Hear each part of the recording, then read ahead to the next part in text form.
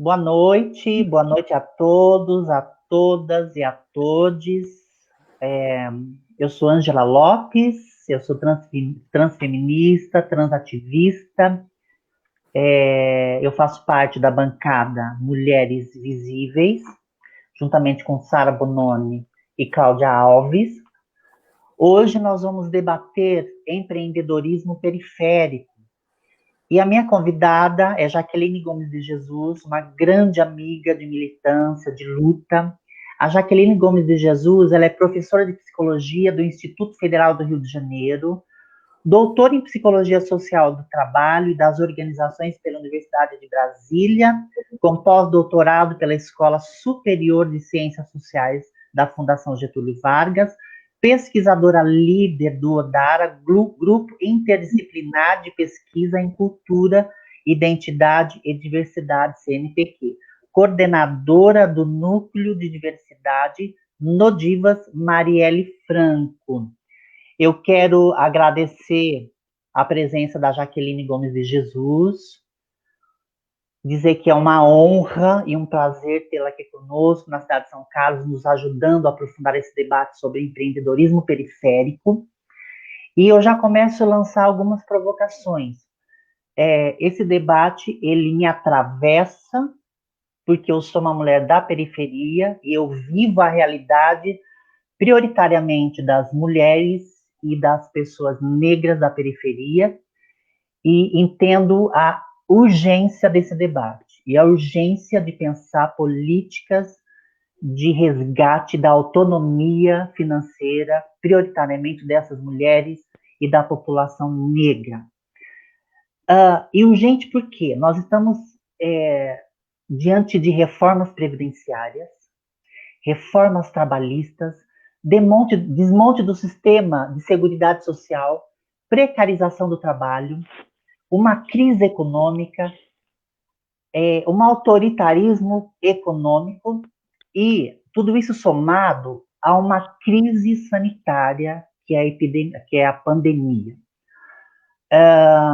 Eu tenho acompanhado a angústia de algumas mulheres empreendedoras do Grande Cidade Araci e eu fiquei extremamente angustiada e extremamente penalizada pela ausência do poder público e pela ausência do olhar do poder público. Eu tenho dois exemplos muito próximos de mim, a minha cabeleireira e uma conhecida que mora na rua de casa, que tinha uma lojinha. As duas tiveram que fechar os seus comércios por conta da pandemia, da recessão, né? E da necessidade de ficar em casa. Isso impactou profundamente a isonomia econômica dessas mulheres. As duas reabriram agora precariamente os seus comércios nas garagens de suas casas, e a grande angústia é o seguinte, o repasse de R$ 600 não é uma política efetiva, ela é uma política momentânea.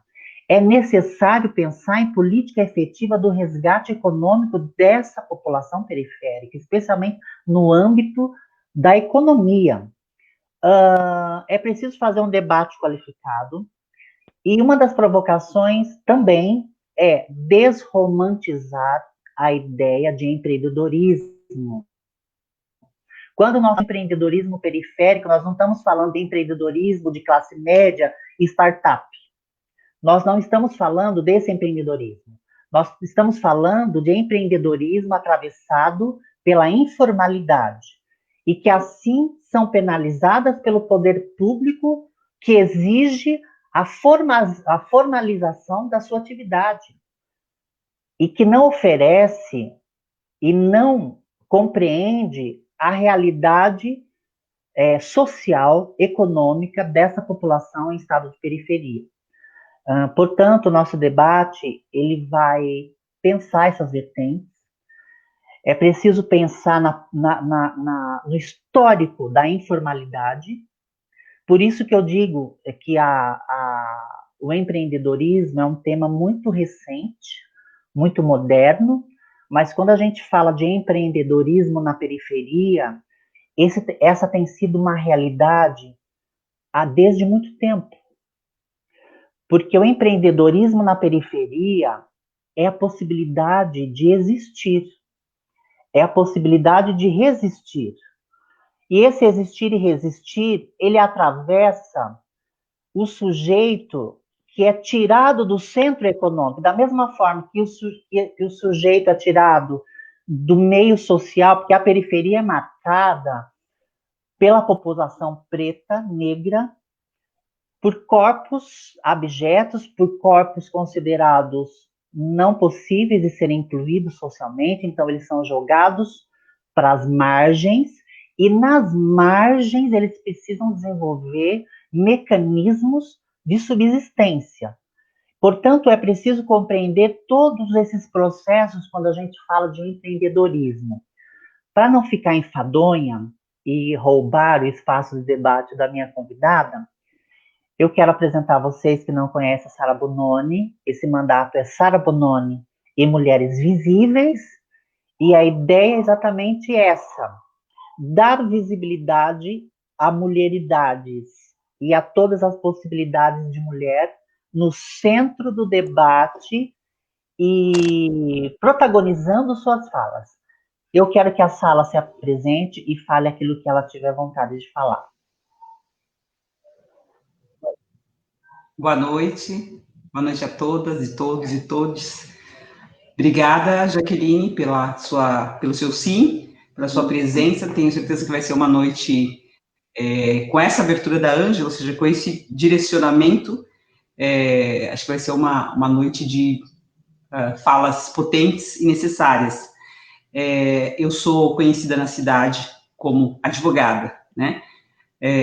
Por alguns eu sou conhecida, por muitos eu sou conhecida por ter atuado brevemente junto ao TUSP como atriz amadora e por também escrever poesia. Eu ouso escrever poesia, mas eu digo que é uma necessidade para me manter sorrindo, militando em direitos humanos. Eu preciso da arte e da poesia, que é para continuar acreditando, porque o que a gente vê diariamente, né, o que nos chega da periferia, então quando a gente fala em direitos humanos, em populações que necessitam do que é essencial, de defesa dos direitos essenciais, a gente está falando de periferia. Mas eu nem sempre estive nesse lugar. Então, eu vim da periferia, fui fazer o Nesp, no interior, faculdade estadual, há 20 anos atrás, e ali eu era 1% da periferia, se tanto. Eu era a única negra mulher, durante 5 anos, tinha também um aluno negro. E ali eu descobri a minha negritude, porque na periferia tudo é diferente, né? Então, eu com a minha tez, com o meu tom de pele, eu não era negra, eu era com o meu cabelo alisado, né? E aí, quando eu saí dali, por N motivos, primeiro eu fui trabalhar no escritório, né? Depois me tornei sócia de um escritório que chegou a ter 12 advogados, tive uma banca com o meu nome, Sara Bononi, que de certa forma não deixa de ser um empreendedorismo, né? Porque é começar alguma coisa, todos estavam ali começando. E nisso tudo eu encontrei um cliente que tinha um produto, né? E um produto na área de microscopia, um engenheiro ousado, que ousou fazer algo que a Nikon apenas fazia e vendia dólar, e era naquela época que as coisas subiam loucamente. Então, eu peguei as minhas economias e montei uma empresa com ele de microscopia. Então, eu já estive aqui em São Carlos muito antes de vir morar, porque eu vendia para as universidades, para os pesquisadores, esse tubo de transferência de imagem, né? E nisso tudo eu conheci o empreendedorismo, porque o que eu entendo que o pequeno trabalhador, o pequeno empresário, ele sofre as agruras de uma política inexistente, não tem apoio do governo, né? Então, ele é um desbravador também. E, certamente, como tudo no Brasil, quanto menos recursos você tem, quanto menos destituído de lugar, né, de voz e de recursos, menos visto você é pelo todo e pelo governo. Então, assim, é muito mais severo para quem ousa empreender essa ausência de apoio. E aqui na cidade, eu vim conhecer isso com um projeto que a gente começou no início da pandemia, que se chama Terceira Esperança. Então, mulheres costureiras, que se viam sem ter o que fazer com as máquinas, sem ter o que fazer com o seu espaço, porque parou, tudo parou, o país parou. Então, o que eu vou fazer? No desespero, deixa eu me juntar a outras vozes para fazer alguma coisa, para fazer solidariedade, para produzir máscaras para quem precisa. E nesse curso todo, eu conheci as suas agruras, ou seja, não tem comida, não tem nada e não tem perspectiva, né? E eu acho que a gente precisa tratar disso, a gente precisa dizer que essas pessoas, que urge um lugar, uma solução para essas pessoas, que tem meios, como tudo no Brasil, né? Não é o que se diz. Então, acho que a conversa hoje vai ser por aí, de tentar assinalar uma esperança, porque a gente precisa de esperança. Se a gente quer continuar vivendo, a gente precisa de esperança. É isto. E aí, nisso, me veio no ano político, né, no ano de urgências, de desespero, me veio essa concepção da bancada Mulheres Visíveis, que é, vamos colocar a cara no sol para dizer quem somos. Estamos aqui dizendo. Obrigada por estar conosco nesse trecho, Jaqueline. Boa noite. Obrigada, Sara. Muito bom. Cláudia, pode falar, querida, se apresente, fale o que você quiser. Boa noite, eu sou a Cláudia, obrigada, Jaqueline, por estar aqui com a gente. Para quem está acompanhando, eu não sei se vocês estão ouvindo, é que meu cachorro está raspando a minha porta aqui, espero que vocês não estão ouvindo. Na porta. Desculpa, ele nunca faz isso, que é o horário. Eu sou Cláudia, eu moro em São Carlos há 10 anos.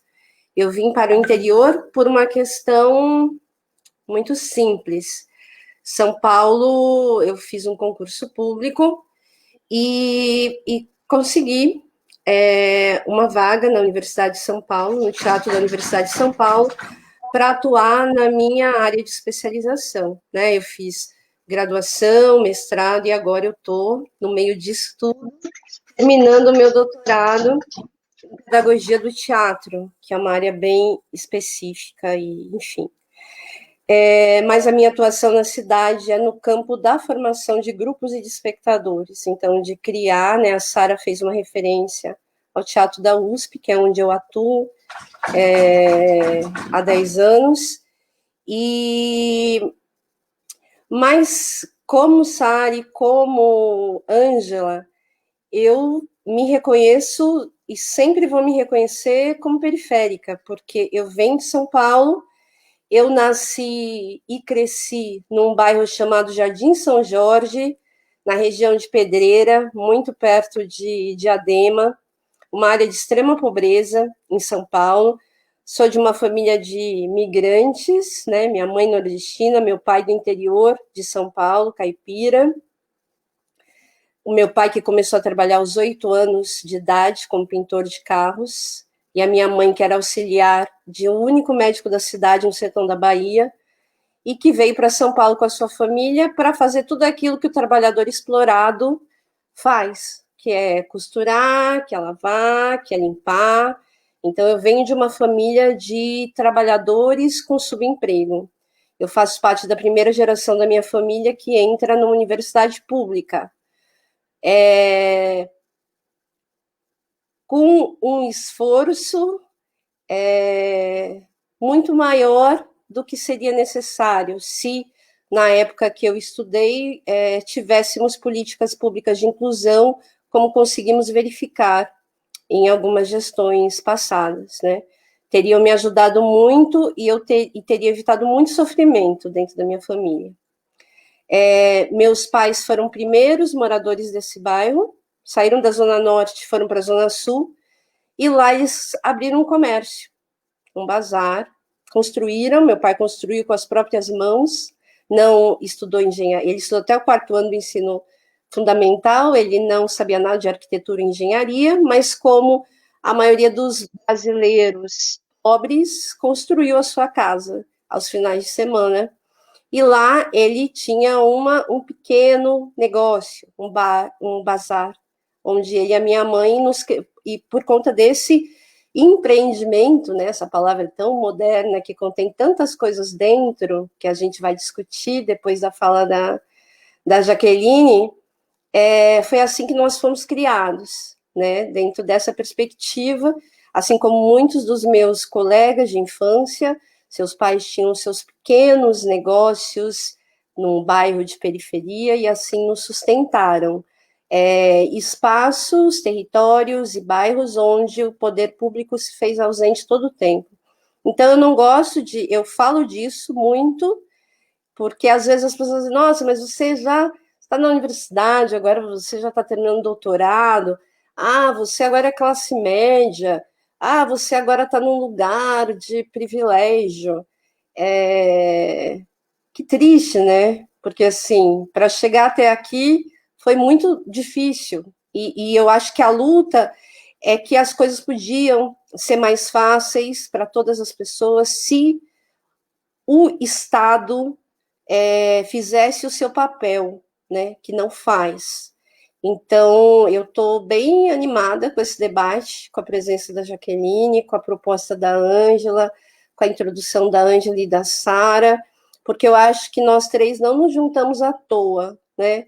Sara falou da arte, da importância da arte, e esse também é um lugar que para mim é importante de lembrar que na arte existe pesquisa, existe trabalho, existe suor, que a arte não é entretenimento puro e simples, serve para uma outra dimensão da vida comunitária, da vida social, e é sempre esquecido pelo poder público. A gente sempre tem que estar atrás de espaços, de voz, e acho que a gente se juntou por isso, porque apesar de sermos pessoas que somos lideranças em nossas áreas, em nossas atuações, muitas vezes, e Sara deixou claro na fala dela, Ângela deixou, muitas vezes fomos e somos invisibilizadas. Então, acho que é importante. A Sara disse uma coisa logo que a gente começou essa caminhada, que não, eu quero dizer que a gente já protagoniza, a gente já está no centro, a gente já faz, e as pessoas precisam ver. Então, acho que é por isso que a gente está aqui. Obrigada, Jaqueline. Obrigada, Ângela. Obrigada, Sara. É isso. Como o nome dessa bancada já fala por si, Mulheres Visíveis, é sempre interessante que nas nossas lives a gente tenha essa composição, exatamente para dar sentido àquilo que a gente está falando. Mulheres visíveis, mulheres no centro do debate. Então, todas as nossas lives, nós faremos essa composição, porque é importante essa narrativa, essa fala, para que a gente tenha o sentido da nossa proposta. Eu quero passar a palavra para a Jaqueline. Jaqueline, de novo, muito bem-vinda à nossa cidade, virtualmente. O seu olhar enquanto pesquisadora, enquanto cientista e também enquanto um corpo negro e trans, eu acho que isso te qualifica, te gabarita, te premia por falar e para falar sobre esse tema. Então, seja bem-vinda e fique à vontade para fazer a sua fala e no final a gente faz um debate, tá bom? Vou colocar você em primeiro plano, tá? Muito obrigada, Ângela. Ok, irmã. Muito obrigada, Ângela. Obrigada, Sara. Obrigada, Cláudia. Eu acho que vocês formarem essa bancada, né, essa mandata coletiva, essa bancada feminista, é extremamente fundamental para a democracia no Brasil. Acho que é fundamental para a cidade de São Carlos e agradeço a acolhida, né, virtual, e espero que logo seja física, né, acompanhando a posse de vocês, e porque eu acredito fundamentalmente nisso. Nós estamos falando da concretização da ideia de mais mulheres na política, de pretas no poder, de pretos no poder, de vote em LGBT. Todos esses slogans, essas hashtags, elas são vazias se a gente não transforma nisso, né? Se dentro da política partidária a gente realmente não consegue executar coletivamente tudo que a gente fala de coletivo, de povo, de transformação. E vocês estão fazendo isso. É uma honra, Ângela, estar aqui contigo, você que eu admiro tanto, de tantos anos, e acompanho sua luta, sua resistência, a transformação que você traz para São Carlos.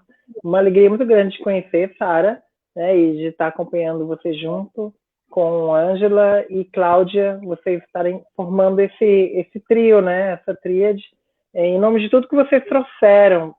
Você falou muito, Sara, desse lugar de São Paulo, que é o lugar que vocês falam, do estado de São Paulo, né, dessa grande máquina da indústria e da economia do Brasil, e que, ao mesmo tempo, quando a gente pensa até nesse tema empreendedorismo, na sociedade que a gente vive, esse tipo de máquina também é uma máquina de moer gente, né?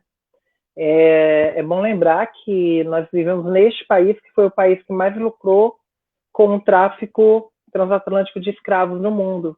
A grande indústria, o grande negócio que na história do Brasil perdurou por séculos e trouxe lucro, não para todos, mas para uma elite que está aí governando até hoje, para uma elite que é dona dos meios de comunicação até hoje, para uma elite que ainda é a classe dominante, foi o trabalho escravo. Foi o tráfico escravo, foi o tráfico de carne humana. Era exatamente isso. O Brasil lucrou, e quando a gente fala Brasil, não eram todos os brasileiros. A maioria dos brasileiros que eram pessoas escravizadas, né, tornadas negras nessa lógica de exploração dos povos africanos, afrodescendentes, era uma máquina de moer carne humana. E esse foi o maior e o mais lucrativo empreendimento no país. Por isso que a gente não pode fugir de uma visão crítica quando a gente fala em empreendedorismo. E vocês me trazem muito isso, né, de como mudar essa lógica. Primeiro, teríamos, no nível estrutural, que ter políticas de reparação, que nunca ocorreram, né? Nós ainda estamos lutando por ações afirmativas. Veja só, nós conquistamos na Constituição de 88 a possibilidade de ter 30% de nomes de mulheres nas nominatas, nas indicações de partido, porque nem isso tinha. E mesmo isso é muito pouco. Nós estamos lutando hoje para que não sejam só nos nomes indicados pelos partidos, que, em geral, muitos partidos, na lógica masculinista, que ainda guia suas ações, eles não empoderam, de fato, essas mulheres. Eu nem vou falar do exemplo das laranjas, né? Eu vou falar de casos como eu vivi. Eu concorri em 2018, a deputada estadual aqui pelo Rio, mas casos como, por exemplo, quando a gente recebeu o recurso do fundo partidário, nós de todos os partidos, e muitos partidos queriam utilizar o recurso para candidaturas de homens que tinham mulheres como vices nos cargos majoritários. Então, veja, sempre há essa estratégia de tentar nos desempoderar, por mais que haja um discurso de inclusão, por mais que falem, e eu estou falando de todos os partidos, né? O racismo, o machismo, a LGBTfobia são estruturais. Todos os partidos, inclusive os de esquerda, não se enganem. Não, desculpa, os de direita. Os de esquerda a gente já sabe. Os de direita, que colocam figuras negras, mulheres LGBTs, que lutam contra a própria emancipação, né, das nossas populações periféricas. Não precisa dizer o presidente da Fundação Palmares, não precisa dizer a ministra da Mulher, Direitos Humanos e Cidadania, né, e por aí vai. E outras figuras que a gente pode falar que são patéticas, mas, infelizmente, gente, essas figuras patéticas, elas representam uma parcela profunda da alienação e de uma determinada ideologia que domina o nosso povo, porque foi trabalhada com muito afinco, com muito interesse por essas elites que eu estou falando. E novas elites, novas estratégias de ocupar esse discurso. Você falou muito, Cláudia, da questão do reconhecimento e trouxe essa discussão junto com Sara da função da arte. A arte, em todas as suas expressões, ela nos fortalece nesse reconhecimento. Não só aqui no discurso político, não só no discurso acadêmico, não só no discurso militante clássico, né, que é aquele estereótipo que a gente também tem de militância, mas na arte, nas formas diversas de arte, no hip hop, no funk, na produção do teatro, no cinema, no vídeo do YouTube, na live, no Facebook, no Instagram, quando a gente consegue trabalhar artisticamente e transformar ideias, transformar afetos, transformar mentalidades. Esse é o nosso grande desafio nesse país. Discutir empreendedorismo não é tarefa pouca, né? Você, Ângela, nos deu o grande cenário. É exatamente isso que você trouxe, né? Você resumiu perfeitamente o nosso contexto atual. Quando a gente pensa em Brasil, tem um contexto global do empreendedorismo, que eu vou resumir um pouco aqui na ideia da neoliberalização da vida. O que quer dizer isso, gente? Cada vez mais nossa vida tem sido orientada por um pensamento neoliberal, que vai ser trabalhado por diferentes eras de governos, né? Desde governo Collor, e vai se aprofundando em FHC, os governos, principalmente o Lula e Dilma, resistiram de alguma forma, mas aí estamos no desmantelamento total em prol dos interesses dos grandes investidores internacionais, né, dos grandes executivos, daqueles que destruíram a Bolsa de Nova York em 2008 e que agora, né, têm lutado para conseguir recursos nossos, para tentar, que não vai sanar as dívidas deles, esses que usam as guerras híbridas, né, manipulam eleições, manipulam consciências para interesses globais, interesses deles, não necessariamente de nações. A gente fala muito dos Estados Unidos, mas é muito mais o interesse dos investidores, nem empresários, eu diria, dos grandes investidores, financistas norte-americanos e de outros países, do que realmente do povo, que também é objeto de muito sofrimento, de muita exploração. Basta dizer que a gente está falando de um Estados Unidos, um país que, por tantas décadas, cresceu sob esse discurso do empreendedorismo, e onde eles não têm um SUS, eles não têm sequer um serviço único de saúde como nós temos no Brasil. Eles não têm acesso universal à saúde. E se você anda pelas ruas da riquíssima Manhattan, em Nova York, você vai ver, inclusive, veteranos de guerra, pessoas que lutaram em nome da cultura imperialista, do belicismo, e não muito distante. A gente teve recentes guerras do Iraque, Afeganistão, em diferentes países. Você vai ver pessoas que foram mutiladas, que tiveram acesso aos serviços militares, mas que não têm nenhum tipo de apoio, porque as vidas deles importam menos que os lucros dos planos de saúde e do que outros interesses financeiros. Isso tem tudo a ver com o discurso do empreendedorismo que tem sido trabalhado nessa lógica do capital humano, né, do que tem sido distorcido, né, Ângela, e você deixou bem claro, tem sido romantizado, né? O que as pessoas entendem por trabalho, a importância e a centralidade do trabalho, que nos constitui enquanto seres humanos, tem sido distorcida, dentro da lógica da sociedade da informação que a gente vive.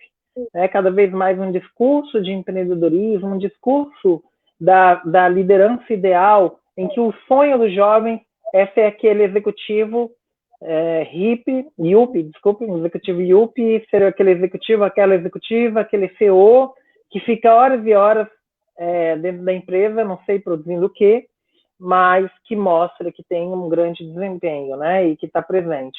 É isso que, por exemplo, no Japão, que também já estabeleceu esse tipo de lógica, você vai ver como são altíssimas as taxas de suicídio dentro das empresas. As pessoas ficam até 12 horas dentro das empresas e se matam, cometem suicídio.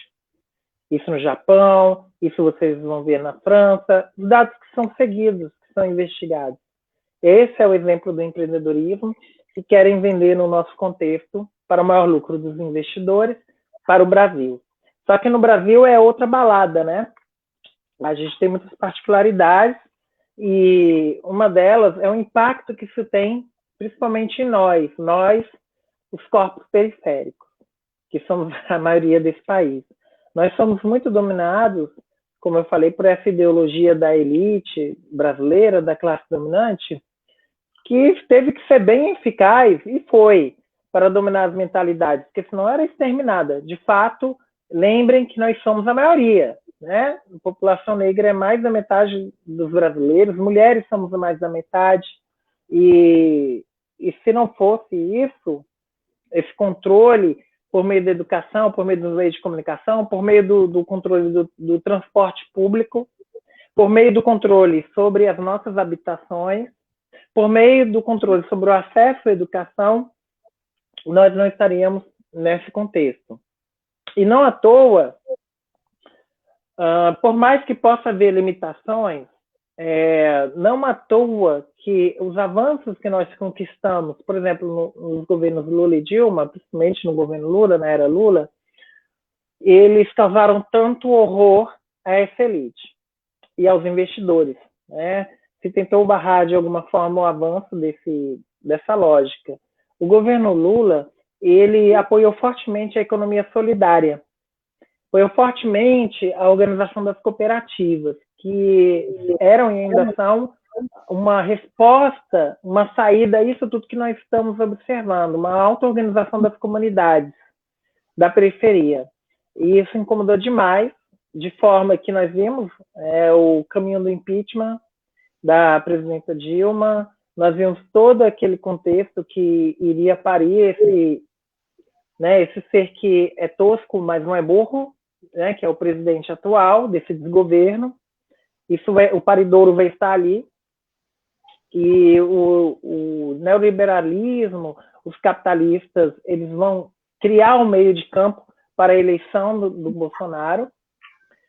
Nós vimos ali a própria a ascensão e estabelecimento pelo então, né, vice que se torna presidente Michel Temer, das reformas. Sobre qual argumento? Primeiro, né, a dita reforma trabalhista, que vai prometer mais empregos. E isso não aconteceu até hoje. E não foi só por causa da pandemia, não.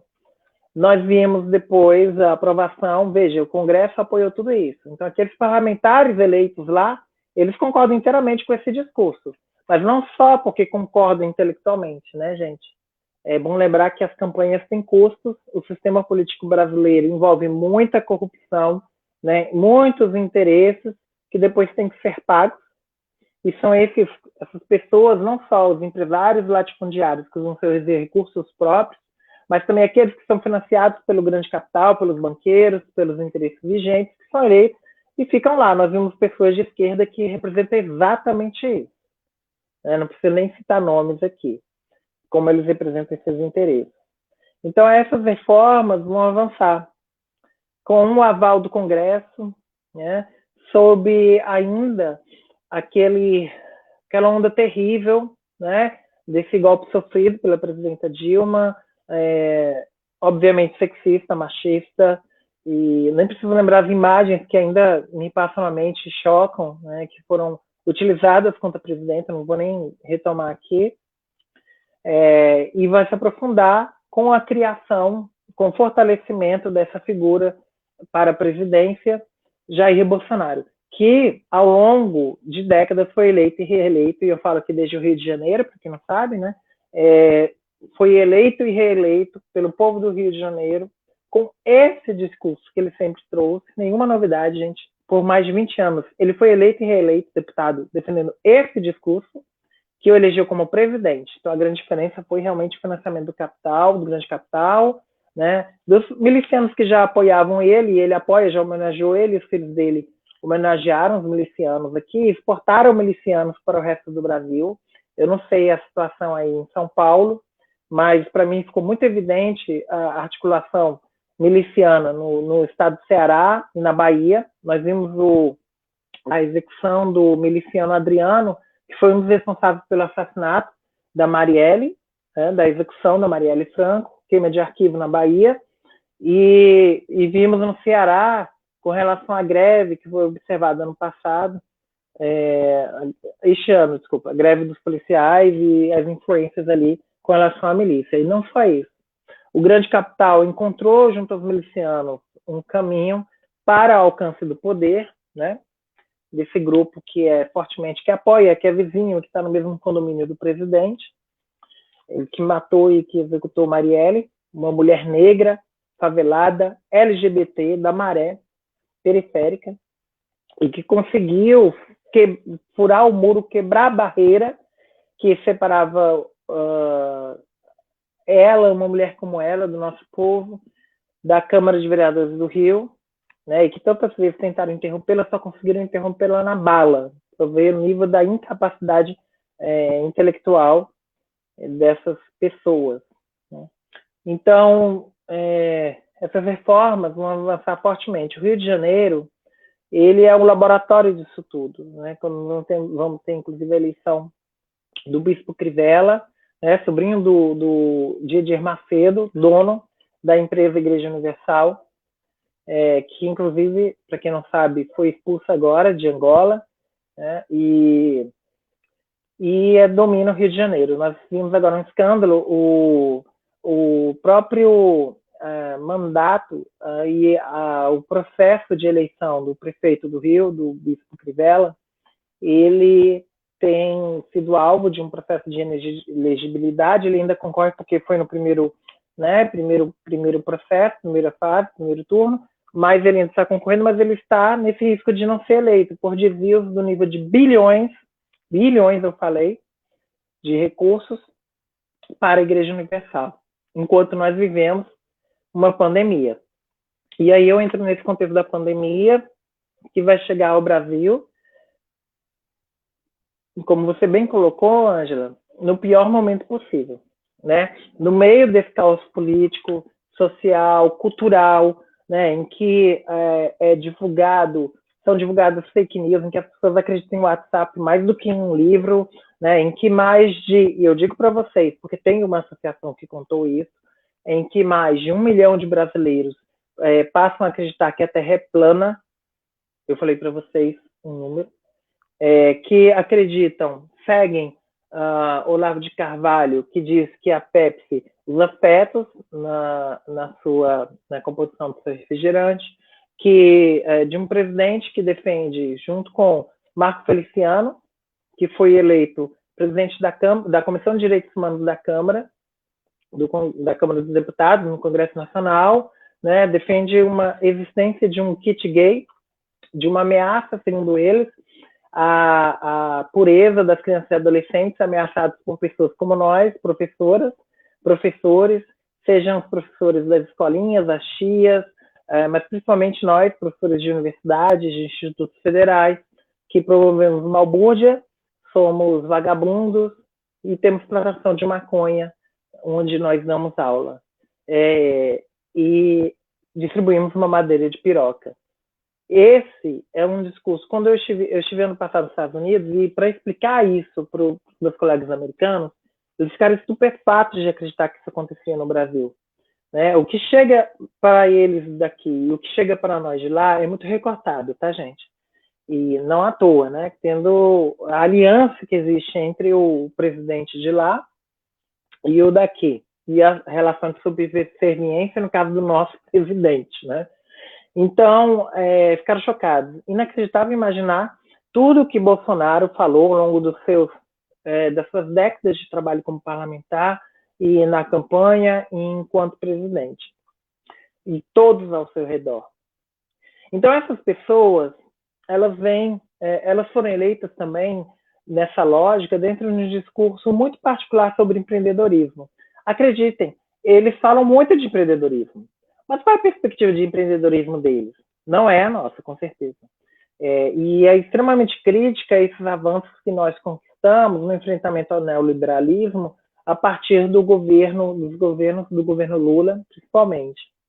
Vocês vão ver uma queda expressiva no investimento na economia solidária, na falta de apoio a cooperativas, na perseguição a organizações não governamentais, nomeadamente, principalmente, o Movimento Trabalhadores Sem Terra, né, o MST, o MTST e outros movimentos que, no momento que Bolsonaro assentou na presidência, disse que ia nos perseguir, que quem fosse filiado a partidos iria ser perseguido, e que se servidores públicos tivessem algum tipo de filiação partidária, e isso foi pensado chega agora, reforma administrativa, essa nefasta reforma administrativa que quer acabar com o serviço público no Brasil e vai prejudicar extraordinariamente a população, e que infelizmente tem sido mais uma vez apoiada pela mídia, que pariu o Bolsonaro também, que foi cúmplice, né, como se nós, servidores públicos, fôssemos um gasto e não aqueles que executam a política de saúde, a política de educação,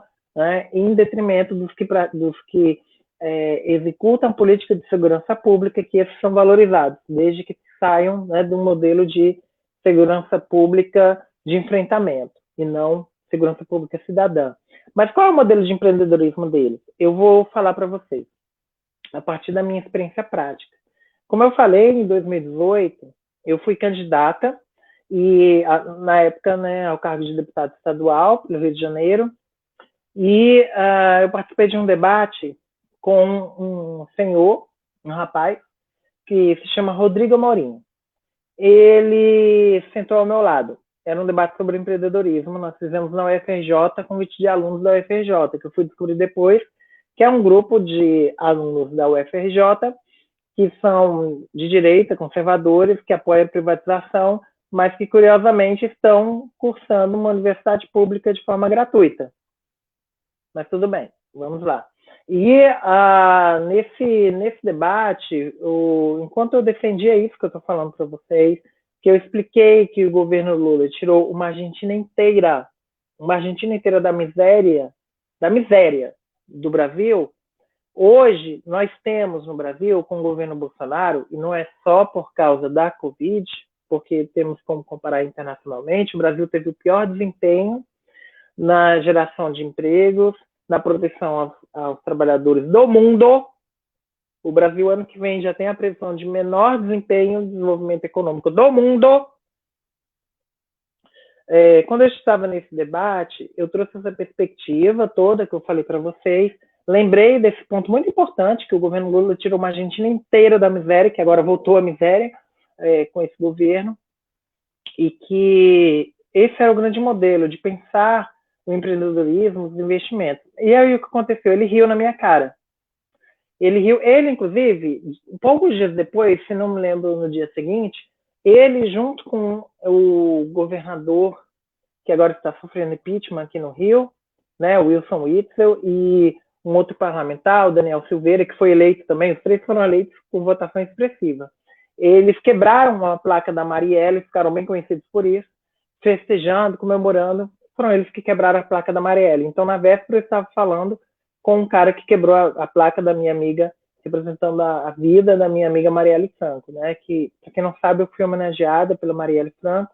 Marielle me deu uma medalha Chiquinha Gonzaga, que a Câmara dos Vereadores concede a mulheres com reconhecidas contribuições à sociedade. Eu fui a primeira mulher trans e negra na história do Rio de Janeiro a receber essa medalha. E como eu falei quando eu recebi na plenária, eu só recebi um reconhecimento à minha história de vida, de produção e de luta, porque nós tínhamos uma parlamentar como a Marielle na Câmara, que nenhum homem que estava lá antes, nenhum parlamentar, e mesmo muitas mulheres que não tinham essa perspectiva inclusiva, eles nunca pensariam nisso, porque reproduziam essa forma de pensar excludente sobre quem representa a sociedade, quem devemos investir.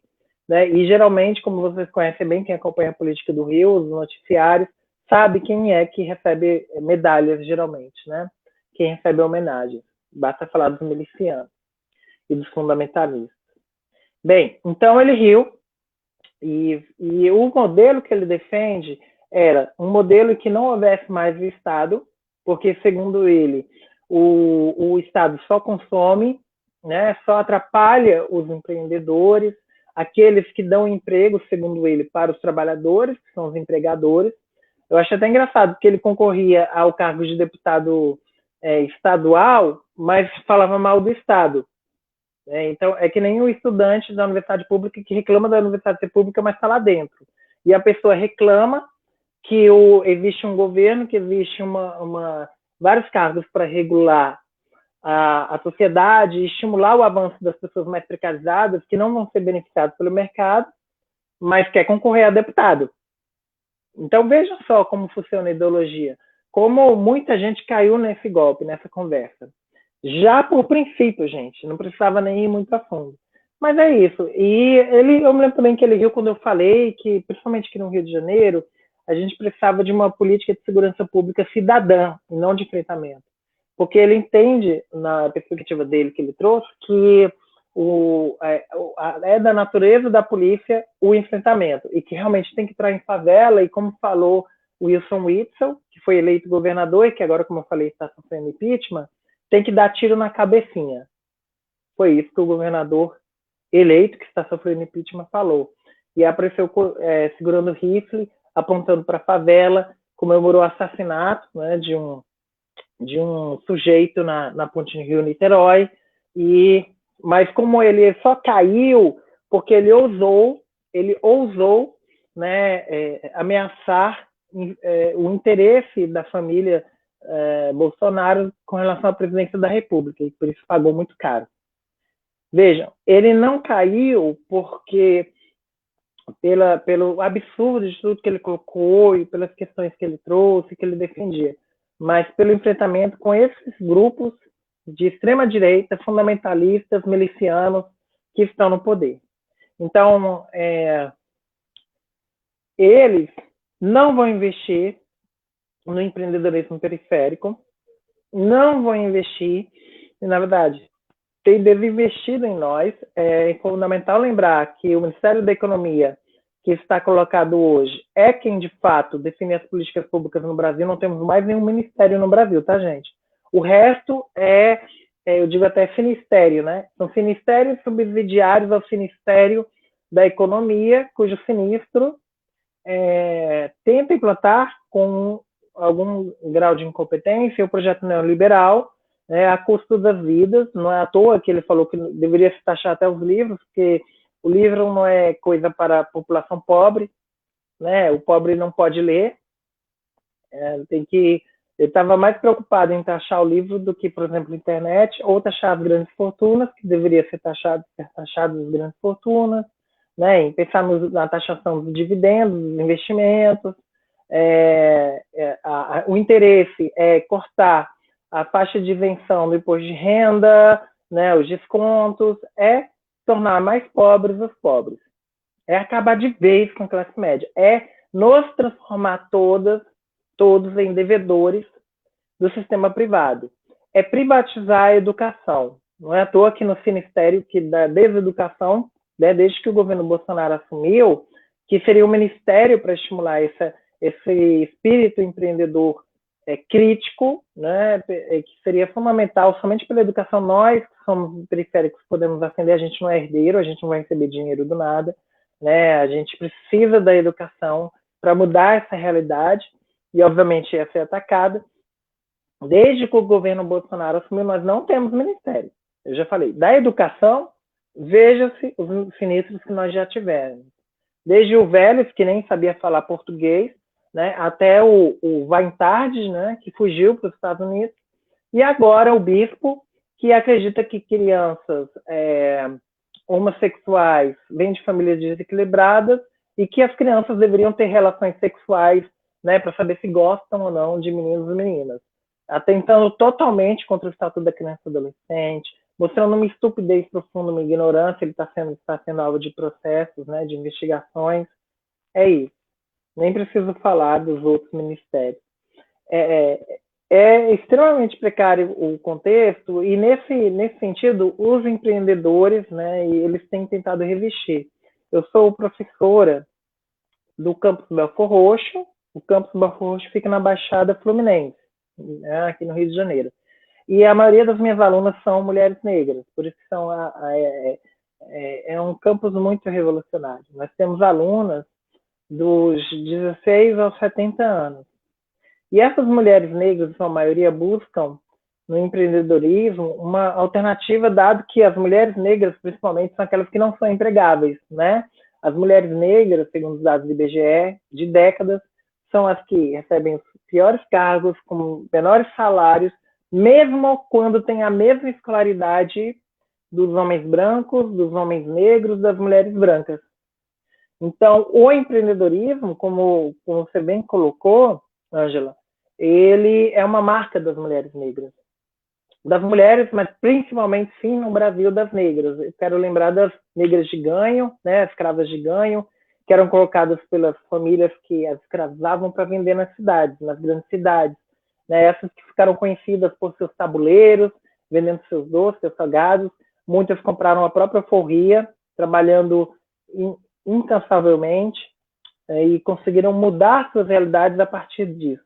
Então, quando a gente fala de empreendedorismo periférico no Brasil, temos que lembrar das negras de ganho. As que começaram essa luta, essa tentativa de furo da estrutura social, não foi ontem, não foi agora, já tem quase 500 anos, as negras de ganho, que foram lutando e conquistando espaço para, do muito que eram exploradas, conseguirem um pouco. Então, essa tradição não é de hoje, repito. Empreendedorismo periférico vem daí, da luta dessas mulheres. E não porque elas tinham uma opção, mas porque foram obrigadas e criaram alternativas. Essas mesmas mulheres que, na falta de saúde pública e de apoio, e de muitas vezes chegavam na Santa Casa, era apenas para morrer, porque não existia saúde pública no Brasil até meados do século XX, mas principalmente, né, na colônia, a Santa Casa era um lugar que as pessoas iam para morrer. Elas criaram as caixas, elas criaram as irmandades, juntaram um pouco que tinham para fazer grandes empreendimentos de cuidado para quem estava doente, para quem estava cansado. Né? Os ofícios, os diferentes trabalhos tinham esse lugar da mulher à frente. É importante mudar essa imagem, que é muito comum para a gente do século XX e XXI, do trabalho como um aspecto masculino, porque na história do Brasil, as mulheres sempre trabalharam, principalmente as mulheres negras. Eu poderia falar da história do mundo, mas vamos focar no Brasil. As mulheres negras sempre trabalharam. As mulheres negras, que eram a maioria da população brasileira, e eram muito mais do que hoje, no século XIX, sempre trabalharam. Criaram associações, inventaram a ideia de cooperativa, faziam greves, paredes, né, como elas chamavam na época. Então, elas aprenderam muito com o empreendedorismo, apesar de toda opressão e oposição do próprio Estado, que ao invés de investir na população negra periférica, investia, principalmente a partir do seu projeto eugenista, né, seu projeto de branqueamento do país, investiu principalmente nos imigrantes europeus a partir, principalmente, da abolição da escravatura. Né? Então, imigrantes europeus receberam, né, financiamento, apoio, ações afirmativas, e a população negra foi deixada de lado. E teve que buscar alternativas, né, nisso que a gente chama de empreendedorismo periférico ou empreendedorismo social, que já existia muito antes da própria palavra empreendedorismo.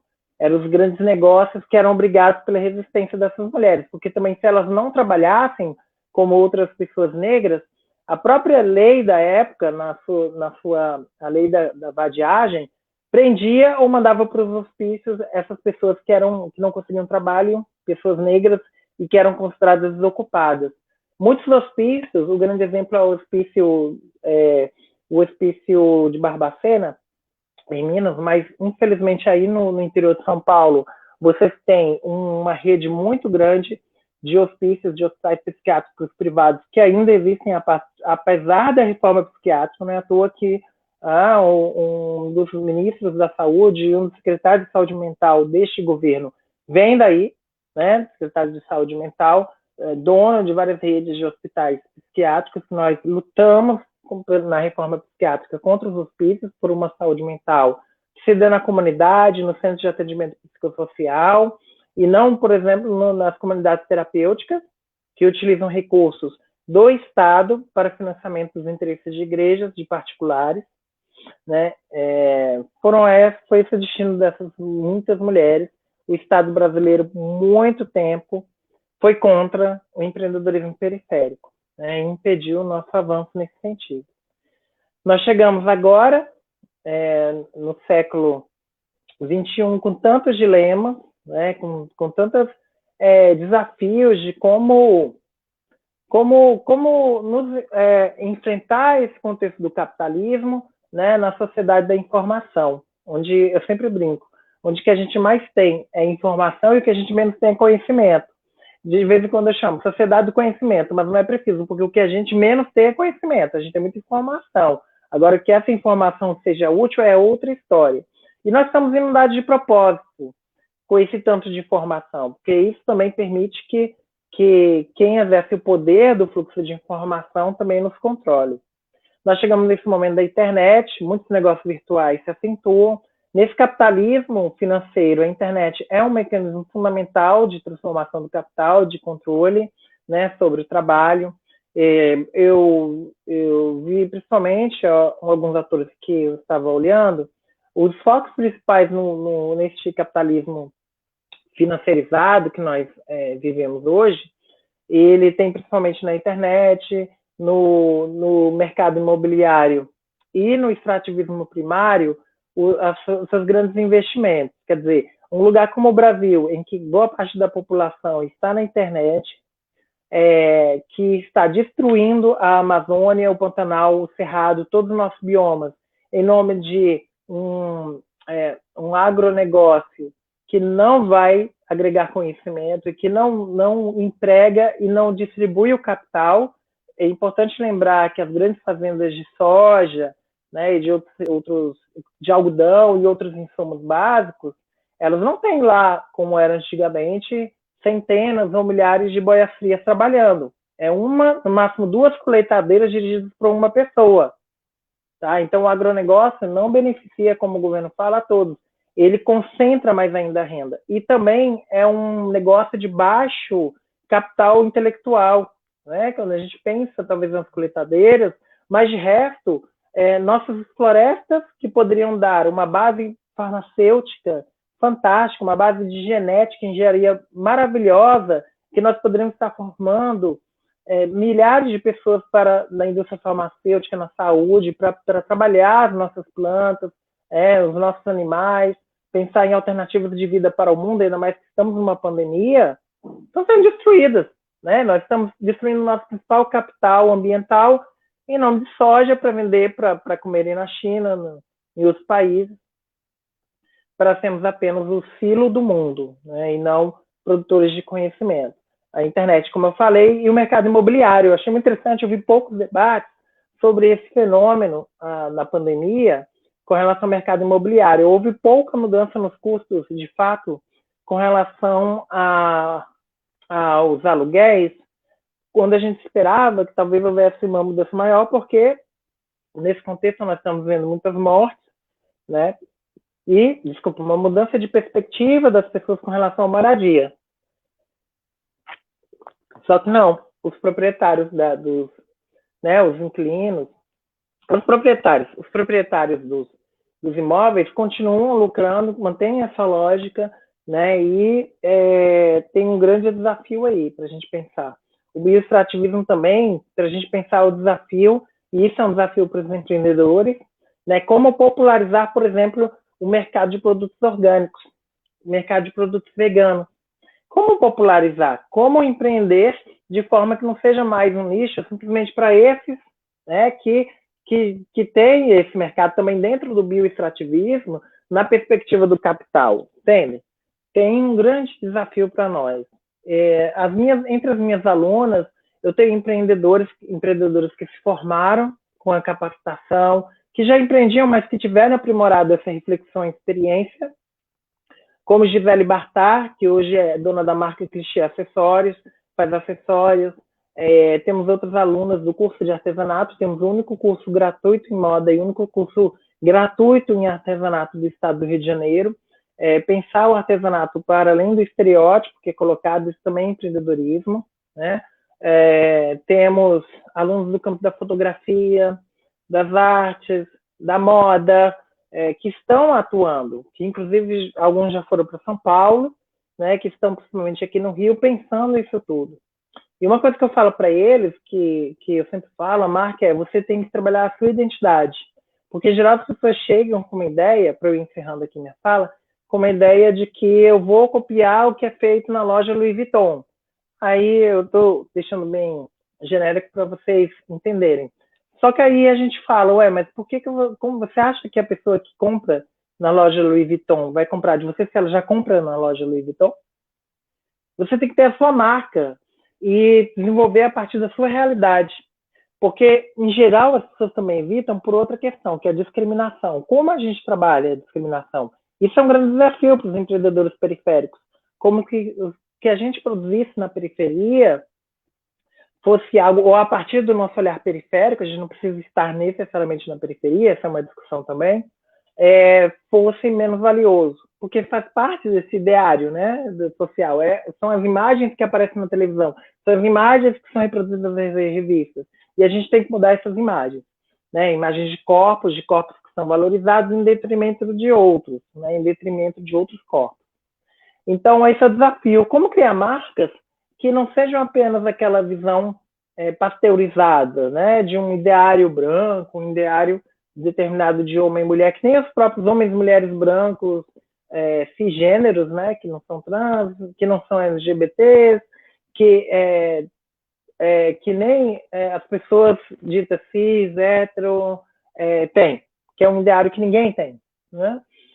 Então, é um desafio para os afroempreendedores, empreendedores negros, trazer a sua marca e tê-la valorizada, mas eles estão lutando e conseguindo, né, para os empreendedores LGBTs, para as mulheres empreendedoras, né, o que significa o empreendedorismo feminino, como ele enfrenta desafios frente a uma ideia no estereótipo machista de que a mulher não é empreendedora, que a mulher não faz gestão, a mulher está só aí para cuidar, né, e que as mulheres estão aí quebrando esses paradigmas. Eu dei para vocês um exemplo, é tão bizarro, né? A gente tem um país de séculos de empreendedorismo feminino e que agora as pessoas falam do empreendedorismo feminino como se fosse uma invenção de agora, sabe? Então isso mostra muito a nossa esquizofrenia, tá? Eu estou usando aqui enquanto psicóloga uma extrapolação do termo, mas acho que cabe bem para o Brasil. Um país majoritariamente negro e feminino e que é estruturalmente racista, machista, LGBTfóbico. E isso impacta a gente. Então, falar de empreendedorismo periférico é botar o dedo na ferida, é dizer que nós precisamos de uma economia solidária, precisamos de outra economia, que vocês, na Câmara dos Vereadores, né, meninas, vocês da bancada, na Câmara dos Vereadores, podem trazer uma possibilidade, um mau caminho, um fortalecimento das cooperativas, do trabalho coletivo, investir na educação, investir em moedas locais, tá? Investir em outras alternativas, em fuga da bancarização, né? no investimento pessoa a pessoa, no empréstimo pessoa a pessoa, por exemplo, para alternativas, e principalmente investir na educação. Numa educação pública gratuita de qualidade, porque os que querem implantar aqui um modelo norte-americano de desenvolvimento e de empreendedorismo não querem ver os males que isso já criou nos Estados Unidos, e a multidão de mortes. E aqui no Brasil a gente vai ter, com esse modelo de empreendedorismo que eles querem, uma outra multidão. E só para fechar, você falou também, né, Ângela, do auxílio emergencial. Infelizmente, se prepare, porque não só a popularidade do presidente vai cair com o corte do auxílio emergencial, que foi uma proposta da oposição e não dele, mas que, obviamente, ele se apropria, mas ano que vem, com o aumento do desemprego, com o aumento da falta de acesso à renda, com o corte do auxílio emergencial, que ele já apontou, nós teremos mais mortes. E a Covid segue. Então, precisamos de união, de fortalecimento. Não dá para contar com esse governo, com os governos que a gente tem.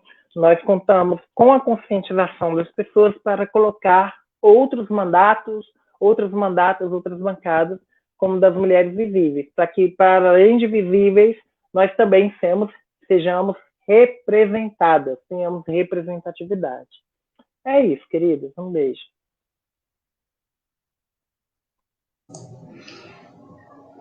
Obrigado, Jaqueline.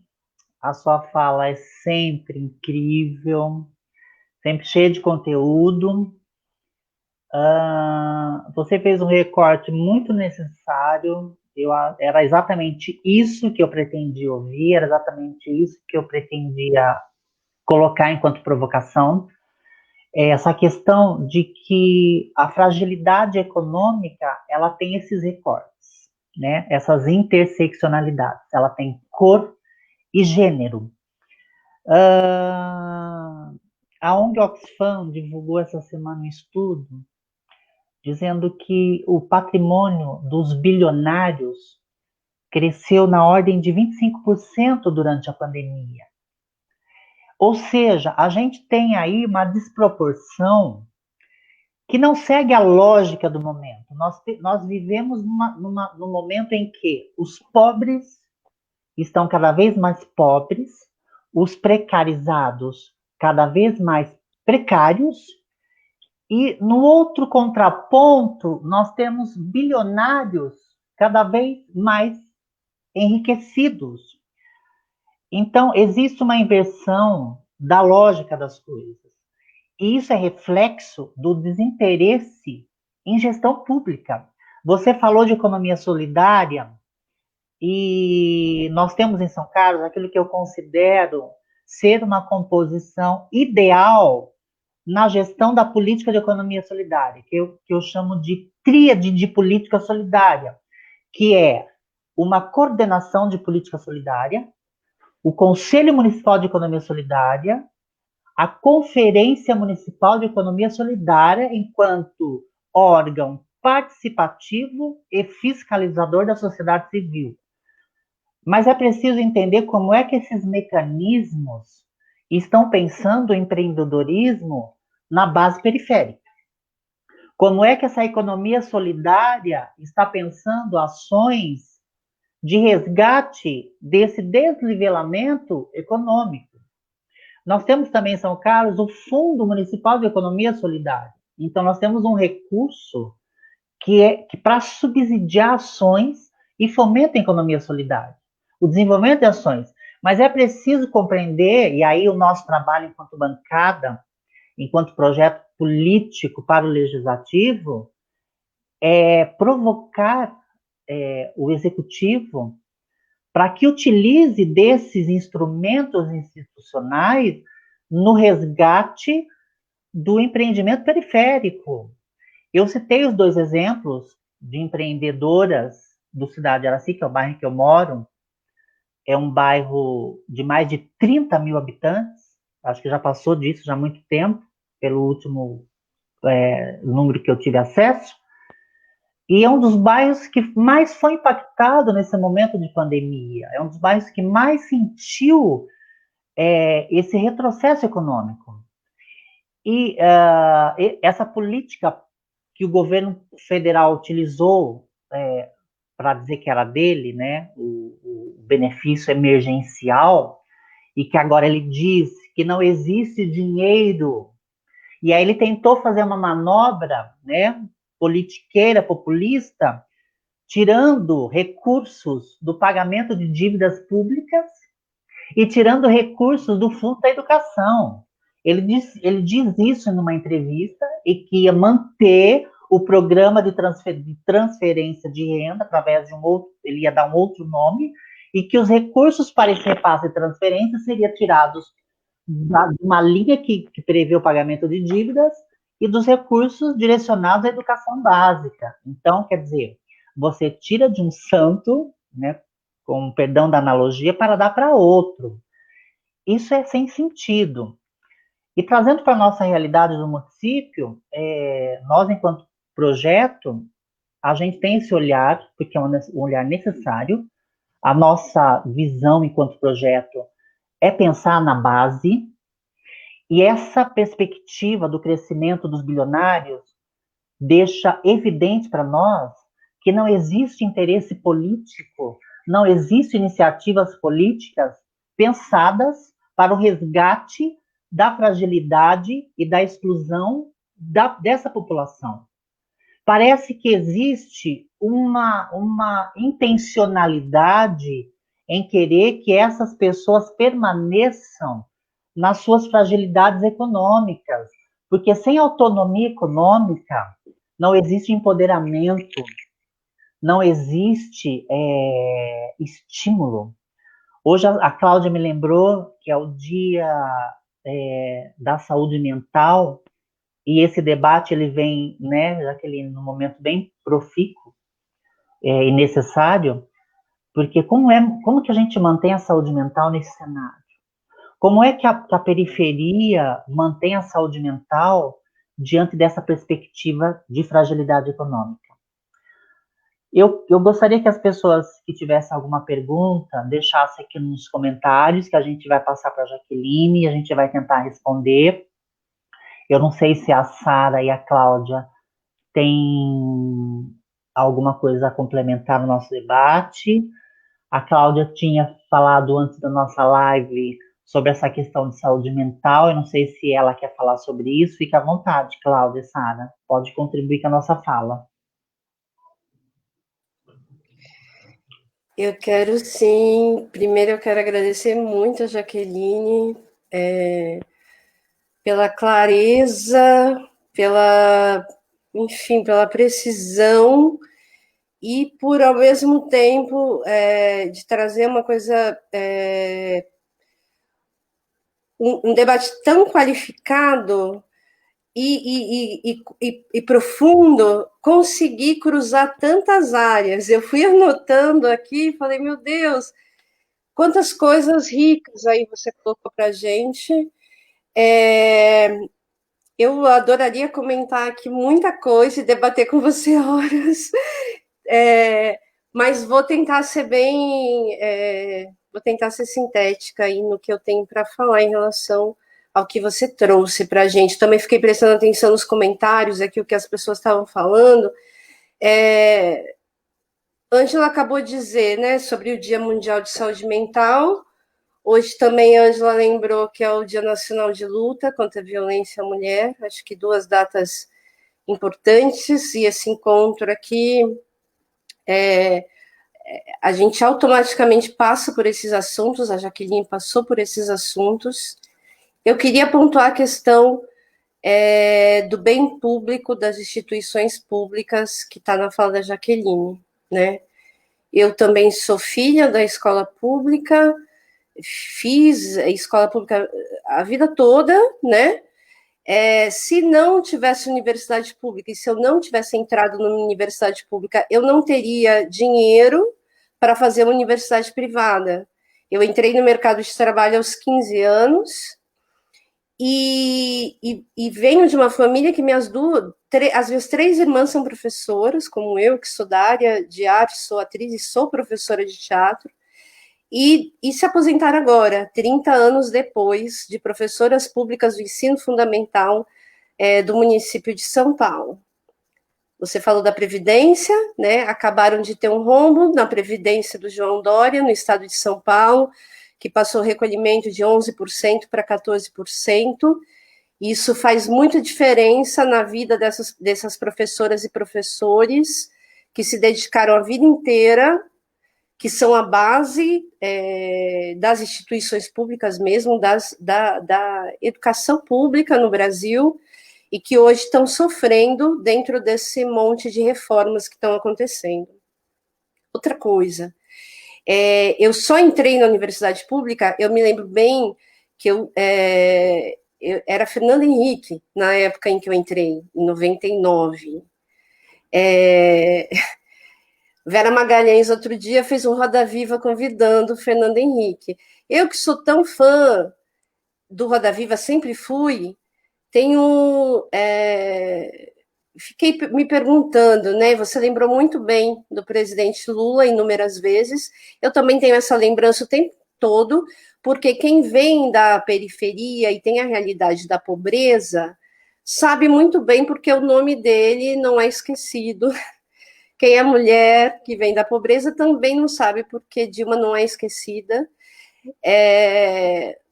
Porque todos esses projetos, né, com a Haddad lá à frente do Ministério da Educação, foram essenciais para que hoje eu veja uma universidade federal com indígenas e negros, né, negras, estudando na universidade pública, o que no meu momento, há 20 anos, não era possível, era uma questão de luta insana. Então, acho que essa sua lembrança de que a gente precisa colocar o debate em relação às instituições públicas como o cerne de tudo, né? Desde da educação pública, a creche, o ensino fundamental, o ensino médio, e as universidades, que estão sendo extremamente atacadas, como estão sendo aí com a PL do Dória, que é outro projeto de destruição. Em relação à saúde mental, eu queria fazer um apontamento também. É uma questão que hoje eu comentei com a Ângela e que é muito cara para mim, Jaqueline, porque eu venho desse trabalho precarizado, né? Fui funcionária pública aos 18 anos, depois consegui isso, fez com que eu entrasse na universidade pública, mas eu era digitadora. E como digitadora, eu adquiri uma doença que veio do meu trabalho, né? A de esforço repetitivo. Eu tive tendinite. Muitos anos depois, eu descobri que eu tinha fibromialgia. Um tempo depois, eu descobri que a fibromialgia estava ligada à depressão, que essa doença reumática estava ligada a um transtorno afetivo. Por que eu falo isso? Porque eu acho que isso está muito ligado à precarização do trabalho e como as mulheres são afetadas por isso. Não à toa, as doenças por esforço repetitivo e doenças reumáticas, como a minha, então eu sofro de dor crônica, eu tenho dor 100% do tempo, atacam mulheres, em sua maioria, mulheres que vêm de trabalho, de uma história de trabalho precarizado, né? Então, por esse motivo, lembrar disso, para mim, é muito importante, porque quando a gente fala de saúde mental, todas essas áreas que você tocou são fundamentais, né? Desde a possibilidade de você estar na universidade pública e eu, por exemplo, que não podia, como a maioria dos meus colegas, comer num restaurante, eu comia no bandejão. Quem vem de uma região periférica, quem não tem condições econômicas, o bandejão é a melhor coisa, né? Porque você paga pouco, você consegue pagar. Eu tinha bolsa, eu era da cidade, eu morava no CRUSP, porque a minha realidade econômica fez isso acontecer. Então, essa lembrança das questões públicas, para mim, foram muito caras, assim, na sua fala, e eu gostaria, e por isso que eu quis fazer esses apontamentos, né, da relação do trabalho precarizado, mesmo que a gente o chame, né, de empreendedorismo, eu gosto muito que você lembra da economia solidária e fala de quanto é fundamental pensar em outras formas de pensar a economia no mundo, que não é mais possível pensar nessa economia que já passou, que não existe, que a gente investe nesses pequenos centros econômicos, na vida comunitária, nos coletivos, ou já era. Eu teria outras coisas para dizer, muitas, mas eu vou passar a palavra para as pessoas que querem fazer pergunta e para a Sara, e agradecer novamente, porque minha noite ficou melhor aí com a sua fala, no sentido da amplitude mesmo e da importância. Obrigada, viu, Jaqueline? Eu que agradeço, Cláudia. Obrigada mesmo, viu? Pela avaliação e por tudo. É isso que a gente está discutindo. Como pensar essa realidade de forma como ela é, né? Complexa e em que tudo isso dialoga. Obrigada. Eu que agradeço. Obrigada, Cláudia. Bons apontamentos. É difícil falar da periferia sem a periferia. É difícil falar de empreendimento periférico sem o sujeito no centro do debate. Nós estamos pensando em resignificar a nossa atuação enquanto projeto, enquanto candidatura. A gente está num processo de pandemia, então o distanciamento social ainda é necessário, né? Por mais que se diga que não, a gente entende por estudos, né? Pelo olhar da ciência, que é necessário ainda manter um cuidado, especialmente quando se trata de pessoas com situações mais que requer cuidados.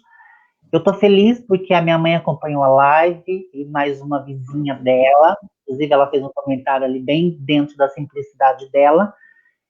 Isso me deixa feliz. São duas pessoas do Cidadelaci, mas são duas pessoas sendo alcançadas por um debate feito numa rede social. A gente sabe que a periferia e o povo da periferia, em sua maioria, não maneja, né, essa ferramenta, tem dificuldade. A minha mãe é uma delas, eu não sei nem como que ela conseguiu visualizar a nossa live, mas a Bonitinha conseguiu, então isso me deixa feliz. E agora o nosso trabalho é resignificar a fala e fazer com que ela chegue de fato na periferia, né? Jaqueline, eu quero agradecer você, a gente já está aí com 1h20, eu não sei se as pessoas têm alguma colocação, alguma pergunta. Acho que Sara queria falar, não é? Sara, desculpa, Sara, eu estou aqui já. Eu vou ser o mais breve possível, né?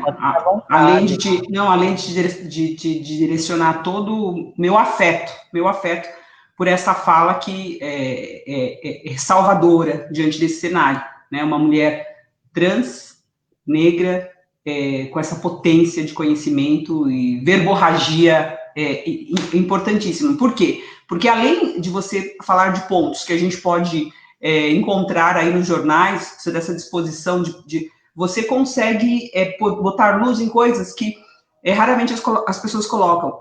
Teve uma questão que você disse a respeito do endividamento. Então, estamos criando devedores, que é algo que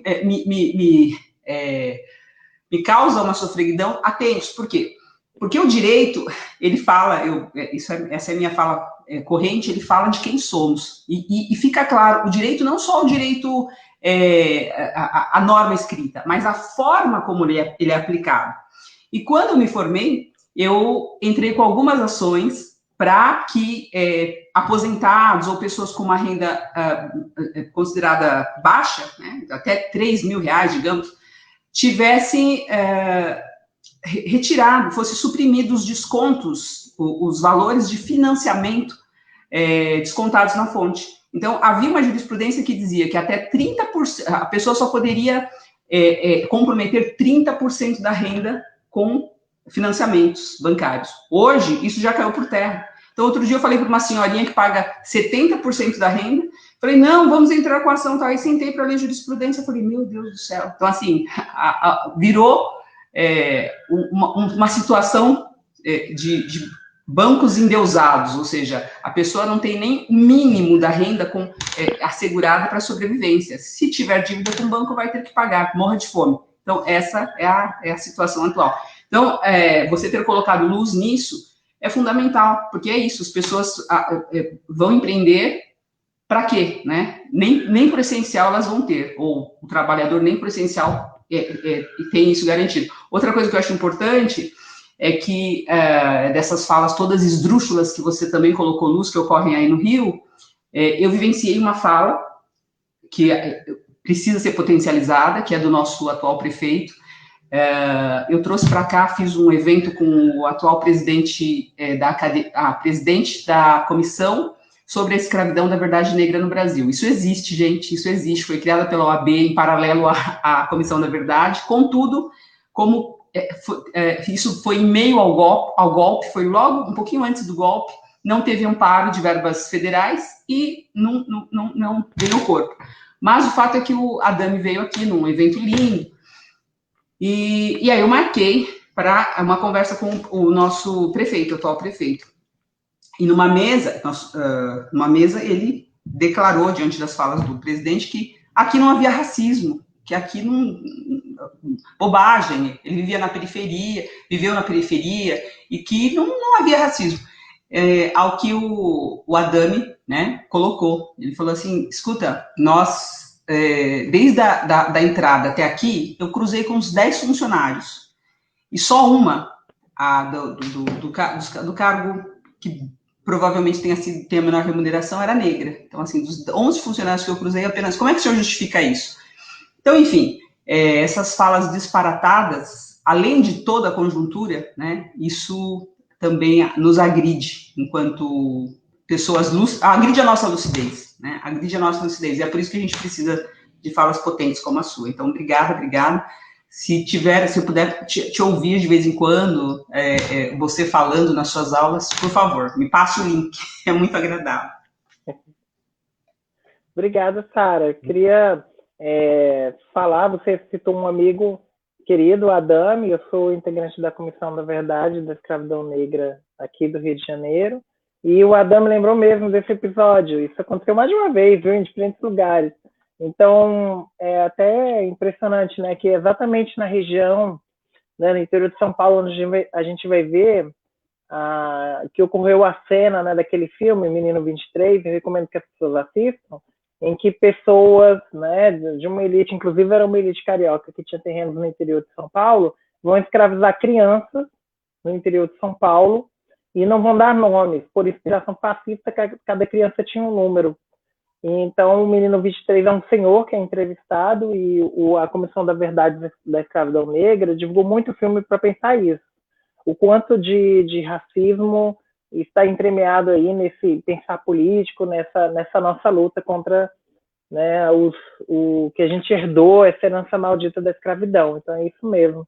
E só comentando rapidamente, você falou dos devedores, eu queria lembrar que os Estados Unidos deixou, já nos anos, dos anos 80 para os 90, de ser uma nação de investidores, de poupadores, para ser uma nação de devedores. E isso foi vendido, né, nessa lógica do neoliberalismo, como uma forma de vida. Se vocês assistirem vários filmes que falam sobre, né, a debacle, né, a queda da Bolsa em 2008, isso vai ser construído sobre essa lógica, né, que a pessoa, para poder pagar a sua saúde, gera uma dívida, né, com a saúde enorme e que vai ser coberto contra a dívida, e isso foi gerando uma cascata em que, por exemplo, tem um filme que mostra uma mulher que tinha dívidas, mas ela comprou 3 imóveis para poder alugar, e ela tinha dívidas sobre os imóveis, que ela pegou empréstimo para pagar esses imóveis, que ela tinha dívida, até uma hora que essa roda gigante de devedores explodiu. É isso que eles querem fazer no Brasil. Eu não sei se vão conseguir, porque tem uma questão moral também dos brasileiros. Eu penso, por exemplo, Ângela, na sua mãe, eu tenho certeza que ela nunca ia querer entrar nessa lógica de devedor, porque principalmente aqui no Brasil existe esse discurso, né, do uso indiscriminado do dinheiro e de ser devedor, é algo que afronta muito a nossa cultura popular, né? A pessoa mais carente, mais humilde, ela odeia, ela não aceita ser devedora, né? Tem uma dívida, ela vai tentar de alguma forma pagar. Então, eu não sei como funcionaria aqui, mas é isso que eles querem fazer aqui, tá?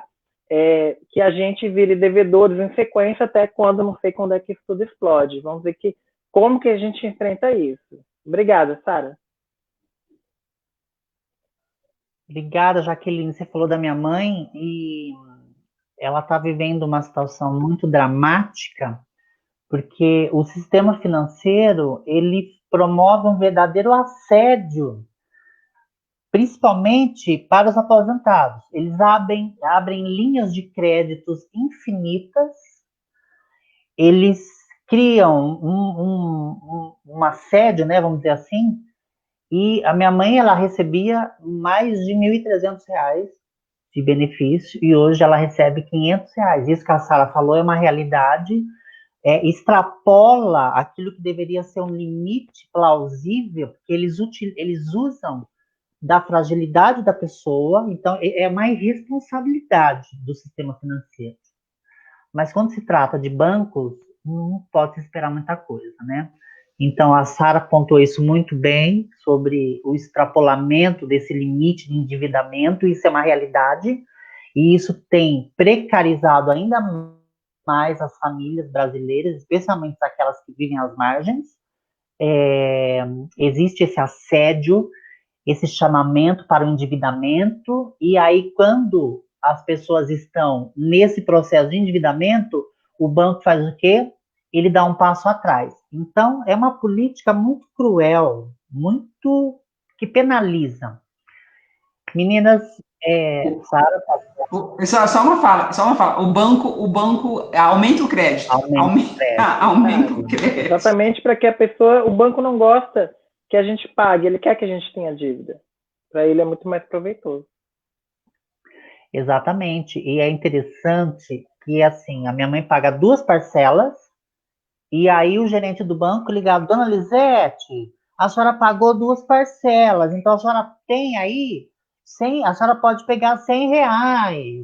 Sabe assim, final de mês, em que a situação está crítica.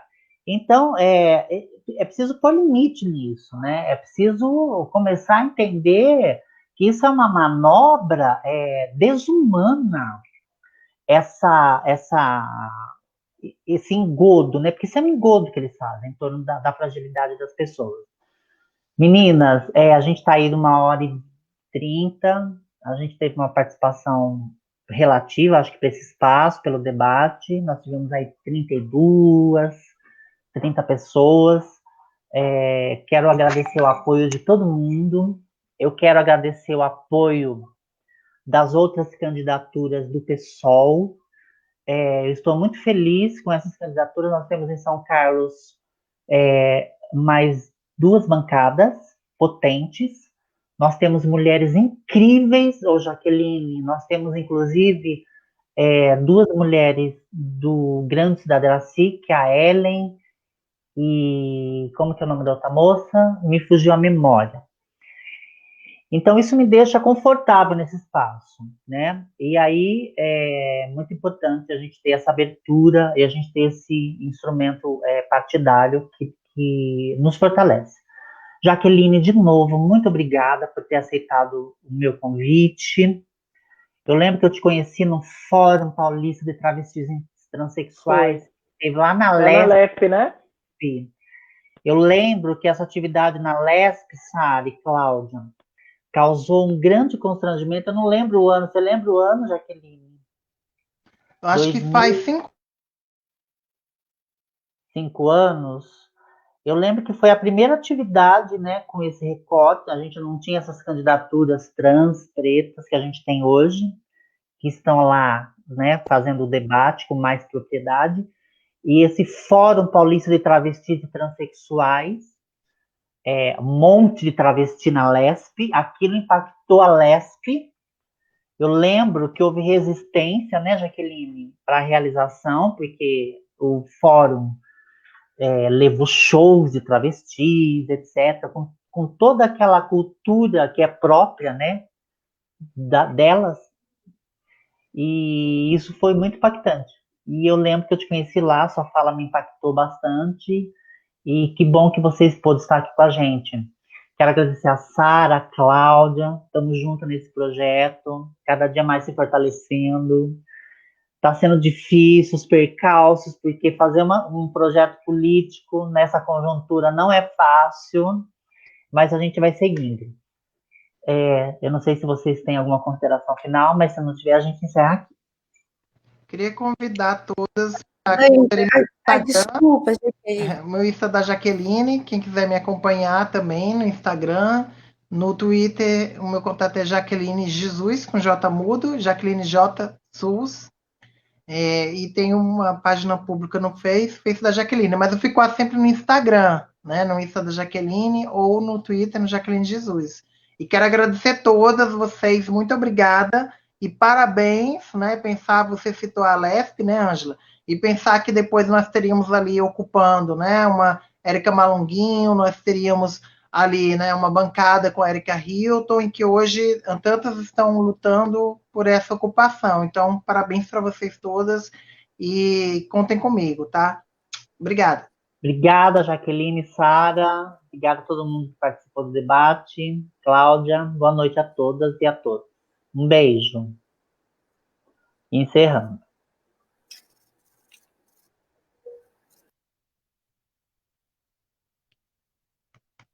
Adorei.